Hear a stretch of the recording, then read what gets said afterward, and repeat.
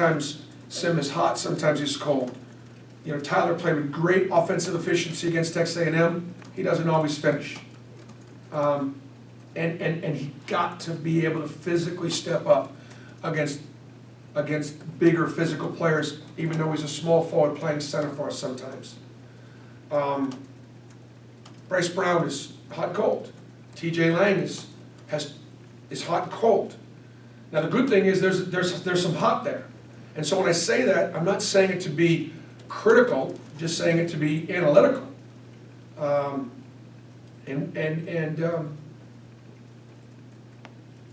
We'd probably better be a little bit better served if we just, and part of it is just because we've had so many moving pieces.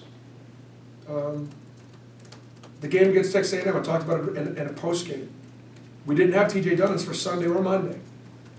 And I was told Monday night he wasn't playing Tuesday.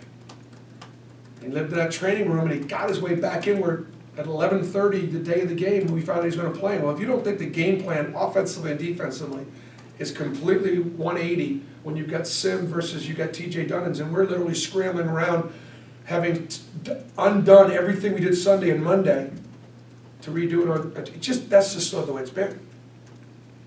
We have none of those excuses this week. TJ's healthy, he'll play, and we'll go down and match up against Mississippi State. With Tennessee Ole Miss going on right before this game, first you're going to know whether there's really a consequence or not. Yes. If Tennessee wins, how much will that impact how you go about handling this? Because at that point you're facing a double dip. Yeah, it's a really good question, and I've thought about it. I've never played the game not to win the game, and that could be a mistake.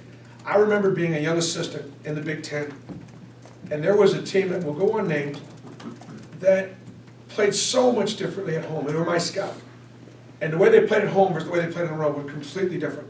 And they seemed to always finish about 500 in the league, maybe a game under. But they were just impossible to beat at their place. And it's almost like they were giving it away on the road because they didn't want to show you what they were going to do. And then they did all the things you thought they should do to win at home. And I just don't think, I know the game in the tournament is the bigger game. And I could be wrong. But we're going to go down there and try to do the things that we think we can do to be successful against Mississippi State. It does bring some more meaning to the game. If Kentucky beats LSU, if Ole Miss beats Tennessee, we're playing Mississippi State for the 11th seed. And that would be, you know, that's something worth playing for, to not have to play on the first day. So, but I think the way to go about it, James, is just go down there and try to win the game. And I will say that I told my team post-Georgia, the schedule's going to ramp up a little bit. You know, I think I've even said it to you guys.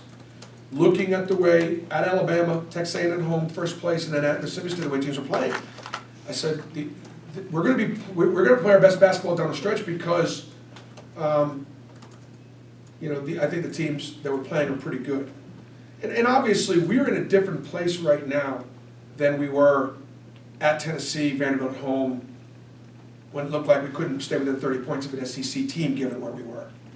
We're in a more competitive place right now. Everybody good? Bruce, what would you say is, I don't want to say wrong, but it's the only way I can think of to ask it. What do you think is wrong with Malik Newman, and how do you prepare for him, since seeing how he's coming off the bench now for Ben?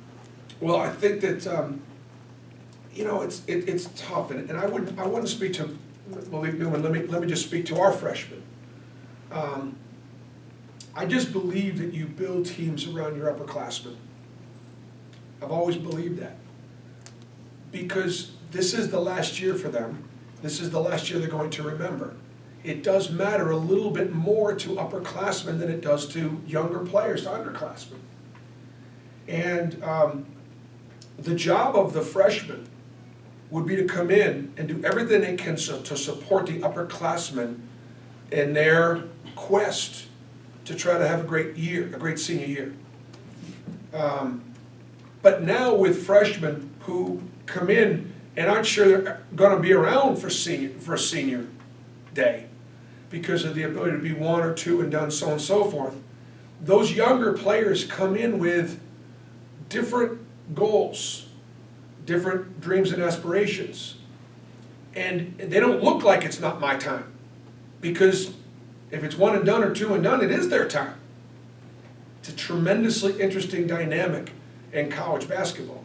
You know, one of the advantages that Coach Cal has had in years when he had all young players is they were all trying to do the same thing. You know, I would imagine it'd be interesting if I get a chance to visit with him to find out, you know, this year he's got some seniors that have paid their dues. He's got some potential one and dones.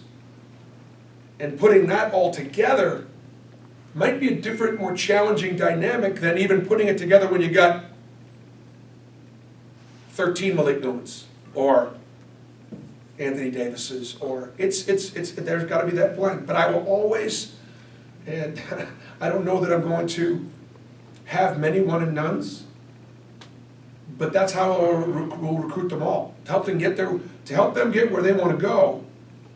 But understand, if they come to Auburn, it'll be their job to help the upperclassmen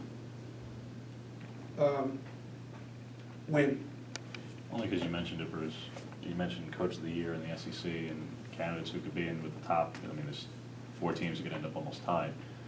Who do you have at this point as Coach of the Year? Well, you know, I've always believed that the best player on the best team should win the Player of the Year. Call it, you know, 25 years of doing it and just sort of realizing, yeah, there was a guy on the 5th or 6th best team, but his team still finished 5th or 6th, and the kid on the best team, he maybe wasn't, because sometimes there's most outstanding, most valuable, so and so forth, but I always lean towards giving it to a champion. And so I will probably lean this year to my vote to being one of the teams at the top of the league.